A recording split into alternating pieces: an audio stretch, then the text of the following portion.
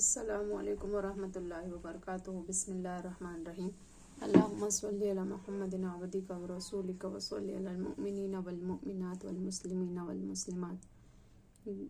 Glass میں بچا ہوا پانی پھینک دینا گناہ ہے۔ پیارے اسلامی بھائی اور بہنوں، ایسا معلوم ہوتا ہے کہ آج کل اسراف فضول خرچی کو تو گویا کوئی گناہ تسلیم کرنے کے لیے تیار ہی نہیں۔ ہر معاملے میں فضول خرچی عام ہے۔ کھانا کھاتے ہوئے پلیٹ میں کچھ نہ کچھ کھانا بچا کر پھینک دیا جاتا ہے۔ سوڈا بوتل پئیں گے تو اس میں سے کچھ نہ کچھ پھینکنے کے لیے بچائیں گے ضرور۔ پانی پئیں گے تو گلاس میں تھوڑا سا پانی بچا کر پھینکنا تو گویا لازمی سمجھا جاتا ہے اور عموماً ہر ایک شخص کرتا ہے، نہ جانے کیوں، حالانکہ ایسا کرنا سراسر غلط ہے۔ لیکن یہ غلطی کچھ اس قدر لوگوں میں مقبول ہو چکی ہے کہ اسے غلط ماننے کے لیے شاید کوئی تیار ہی نہ ہو۔ ایک چلو پانی کی قیمت پوری سلطنت۔ الملفوظ حصہ سوم ہے۔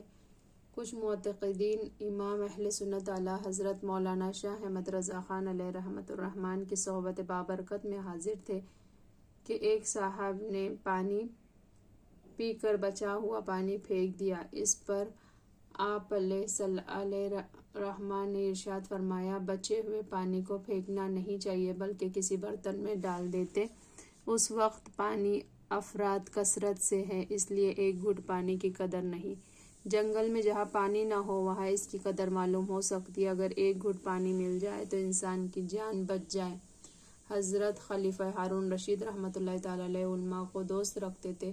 دربار میں علماء کرام کا مجمع ہر وقت لگا رہتا تھا۔ ایک مرتبہ پانی پینے کے واسطے منگایا، منہ تک لے جا کر پانی پینا چاہتے تھے کہ ایک عالم صاحب نے فرمایا، امیر المومنین ٹھہریے، ذرا میں ایک بات پوچھنا چاہتا ہوں۔ فوراً خلیفہ نے ہاتھ روک لیا۔ انہوں نے فرمایا، اگر آپ جنگل میں ہو اور پانی میسر نہ ہو اور پیاس کی شدت ہو تو اتنا پانی کس قدر و قیمت دے کر خریدیں گے؟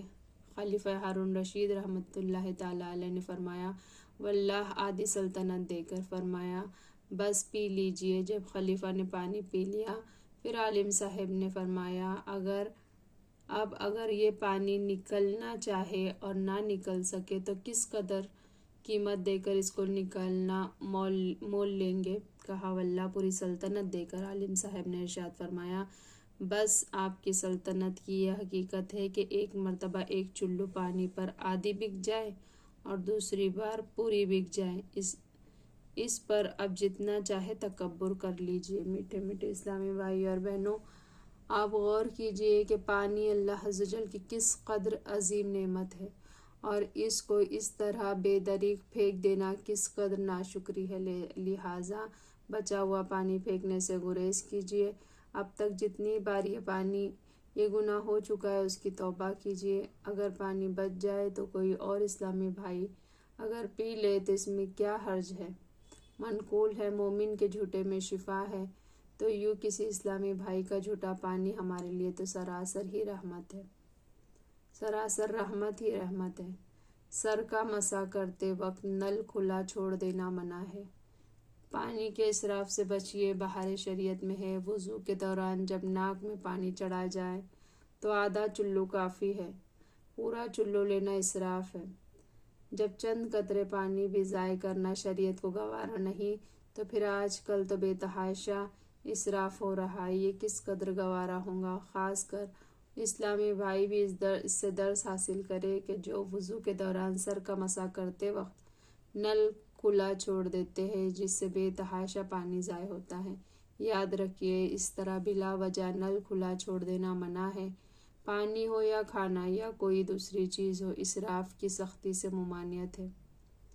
چنانچہ اللہ عز و جل کا فرمان عالی شان ہے، وَلَا تُبَذِّرْ تَبْذِيرًا إِنَّ الْمُبَذِّرِينَ كَانُوا إِخْوَانَ الشَّيَاطِينِ وَكَانَ الشَّيْطَانُ لِرَبِّهِ كَفُورًا۔ اور فضول نہ اڑا، بے شک اڑانے والے شیطان کے بھائی ہیں اور شیطان اپنے رب کا بڑا ناشکرا ہے۔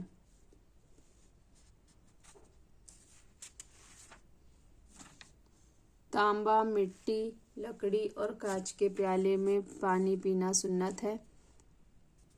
کانچ کے پیالے میں پانی پینا سنت ہے۔ حضرت عبداللہ ابن عباس رضی اللہ تعالیٰ عنہ نے فرمایا، نبی کریم شافی المذنبین صلی اللہ علیہ وسلم کے پاس ایک شیشے کانچ کا پیالہ تھا جس میں آپ صلی اللہ علیہ وسلم پانی پیا کرتے تھے۔ میٹھے میٹھے اسلامی بھائی اور بہنوں، اسٹیل، ایلومینیم، پیتل وغیرہ دھاتوں کے برتن استعمال کرنا بھی جائز ہے، لیکن سنت پھر سنت ہے۔ حدیث پاک میں آتا ہے، جو اپنے گھر کے لیے مٹی کے برتن بنواتا ہے، فرشتے اس گھر کی زیارت کو آتے ہیں۔ دائیں طرف سے شروع کرنا سنت۔ حضرت انس رضی اللہ تعالیٰ عنہ سے مروی ہے، حضور تاجدار دو عالم صلی اللہ علیہ وسلم کی خدمت بابرکت میں پانی ملا دودھ پیش کیا گیا۔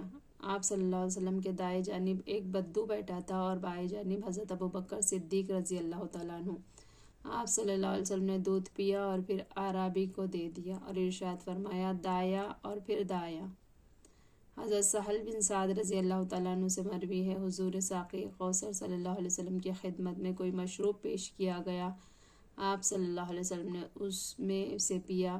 آپ صلی اللہ علیہ وسلم کی دائیں طرف ایک بچہ بیٹھا ہوا تھا اور بائیں جانب بزرگ لوگ بیٹھے تھے۔ آپ صلی اللہ علیہ وسلم نے بچے سے فرمایا، کیا تم اجازت دیتے ہو کہ مشروب ان لوگوں کو دے دوں؟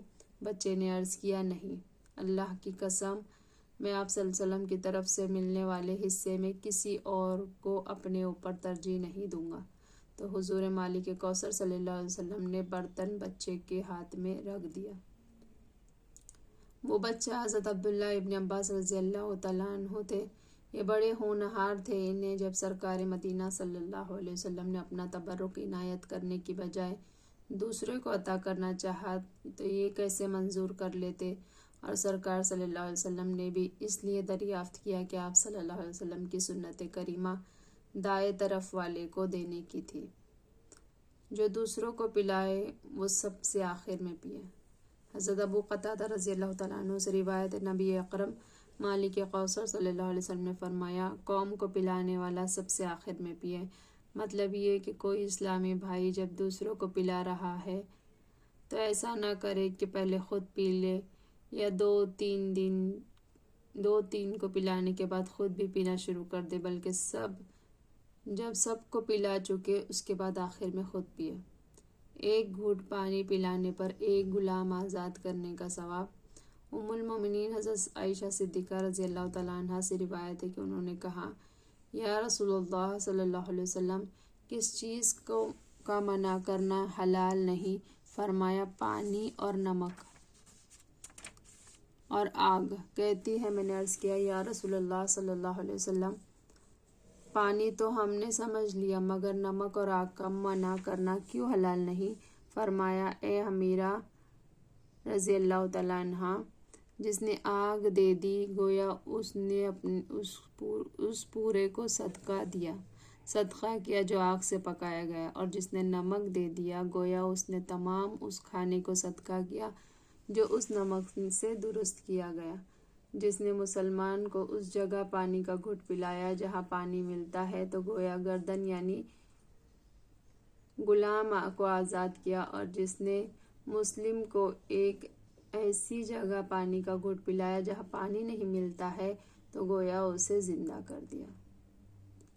آپ کے گھر میں پانی کا نل لگا ہوا ہے تو دوسروں کو بھرنے سے مت روکیے۔ میٹھے اسلامی بھائی اور بہنوں، اس حدیث مبارک سے معلوم ہوا کہ اگر کوئی کچھ پکانے کے لیے آگ کا سوال کرے یا سالن وغیرہ میں ڈالنے کے لیے تھوڑا سا نمک طلب کرے تو اسے منع نہ کیا جائے۔ بظاہر تو یہ معمولی چیز ہے، لیکن یہ چیزیں ہم نے جس کو دے دی ہے ان کے دل سے کس قدر اس سے خوشی حاصل ہوئی ہوگی کہ اس سے اس کا بہت بڑا کام پورا ہو جائے گا، اور ہم چٹکی نمک سے اس قدر ثواب پائیں گے کہ اللہ اکبر، ہمارے دیے ہوئے نمک سے جس قدر کھانا پکایا گیا گویا وہ سارا کھانا ہم نے اللہ کی راہ میں صدقہ کیا۔ نیز کوئی پانی منگے تو اس کو کبھی منع نہ کرے۔ ہمارے گھر میں پانی کا نل وغیرہ لگا ہوا ہے تو ہمیں بلا وجہ کسی کو پانی بھرنے سے منع نہیں کرنا چاہیے کہ اس میں بہت بڑے ثواب سے محرومی ہوں گی۔ جہاں پانی میسر ہو وہاں ایک گھٹ پانی پلانے پر ایک غلام آزاد کرنے کا ثواب ملتا ہے۔ متعدد نیک کام کرنے پر غلام آزاد کرنے کا ثواب جو حدیثوں میں لکھا ہوا ہے، تو آئیے یہ معلوم کریں کہ خود غلام آزاد کرنے کا کیا ثواب ہے۔ غلام آزاد کرنے کی فضیلت صحیحین میں حضرت سیدنا ابو ہریرہ رضی اللہ تعالیٰ عنہ سے مروی ہے، سلطان مدینہ صلی اللہ علیہ وسلم نے فرمایا، جو شخص مسلمان غلام کو آزاد کرے گا، اس غلام کے ہر عضو کے بدلے اللہ عز و جل اس سے آزاد کرنے والے کے ہر عضو کو جہنم سے آزاد فرمائے گا۔ سعید بن مرجانہ رضی اللہ تعالیٰ عنہ فرماتے ہیں کہ میں نے جب سیدنا امام زین العابدین رضی اللہ تعالیٰ عنہ کی خدمت عالی میں حدیث پاک سنائی تو آپ رضی اللہ تعالیٰ عنہ نے اپنا ایک ایسا غلام آزاد کر دیا جس کی حضرت عبداللہ بن جعفر رضی اللہ تعالیٰ عنہ 10,000 قیمت لگا چکے تھے۔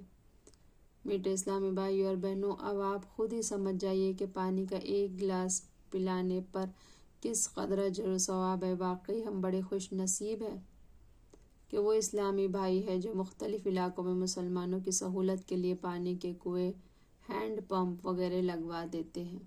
یہ ثواب جاریہ کے کام ہے، جب تک یہ کنویں وغیرہ پانی باقی رہیں گے لگوانے والے کو ثواب ملتا رہے گا۔ اسی طرح ہمارے یہاں محرم الحرام میں کافی اسلامی بھائی سید الشہداء مظلوم کربلا امام حسین رضی اللہ تعالیٰ عنہ اور دیگر شہدائے و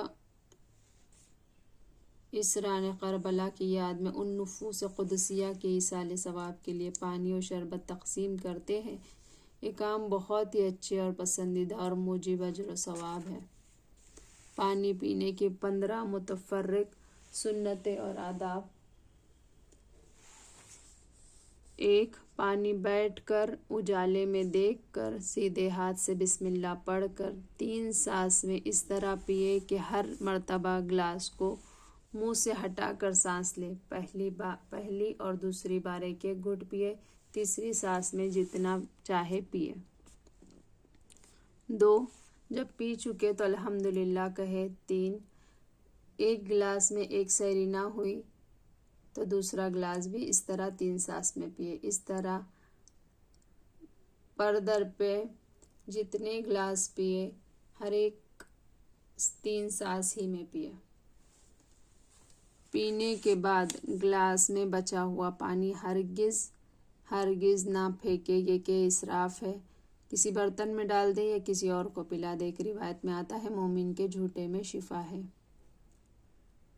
چوس کر پیے، گھٹ گھٹ بڑے بڑے گھونٹ نہ پیے۔ 6. آب زمزم یا وضو کا بچا ہوا پانی جب لوٹے یا کسی برتن وغیرہ سے وضو کیا ہو کھڑے ہو کر پینا سنت ہے۔ 7. پانی پینے کے دوران یہ احتیاط رکھے کہ نیچے نہ ٹپکے۔ 8. جو دوسروں کو پانی پلائے وہ خود آخر میں پیے۔ 9. پانی ہو یا کوئی اور مشروب مثلاً شربت، چائے وغیرہ سب میں یہی سنت ملحوظ رکھے، یعنی ہر مشروب 3 سانس میں پیے جبکہ ممکن ہو۔ 10. کانچ، مٹی، تانبے اور لکڑی کے برتنوں میں سرکار مدینہ صلی اللہ علیہ وسلم نے پانی نوش فرمایا ہے۔ 11. سرکار مدینہ صلی اللہ علیہ وسلم کو ٹھنڈا اور میٹھا پانی بہت پسند تھا۔ 12. مشک کے دہانے یا ٹنکی کے نل، ٹوٹی وغیرہ سے منہ لگا کر پانی پینا منع ہے، کیونکہ کیڑا یا کوڑا وغیرہ منہ میں چلے جانے کا اندیشہ ہے۔ 13. سبیل کا پانی بھی بیٹھ ہی کر پیے۔ 14. سبیل کا پانی مالک سبیل کی اجازت کے بغیر پینے کے لیے لے جانا ناجائز ہے۔ 15. جو سبیل صرف پانی کے لیے لگائی گئی، مالک سبیل کی اجازت کے بغیر وہاں منہ دھونا گناہ ہے۔ اے ہمارے پیارے اللہ عز و جل، ہمیں پانی اور تمام مشروبات سنت کے مطابق پینے کی توفیق مرحمت فرما۔ آمین بجاہ النبی الامین صلی اللہ علیہ وسلم۔ سبحان ربک رب العزت عما یصفون وسلام علی المرسلین والحمد للہ رب العالمین۔ سبحانک اللہم وبحمدک، اشہد ان لا الہ الا انت، نستغفرک ونتوب الیک۔ سبحان ربک رب العزت عما یصفون وسلام علی المرسلین والحمد للہ رب العالمین۔ برحمتک یا ارحم الراحمین۔ جزاک اللہ خیرا کثیرا۔ السلام علیکم ورحمۃ اللہ وبرکاتہ و مغفرتہ۔